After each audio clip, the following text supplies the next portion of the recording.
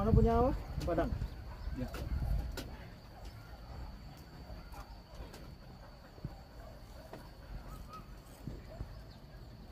Paris. Namanya. Ya. Jualnya. Ha? Jualnya kapal luar. Ya. Nanti ibu namin timbul lagi. Oh, ini terang mana? Ini lupa ni kan.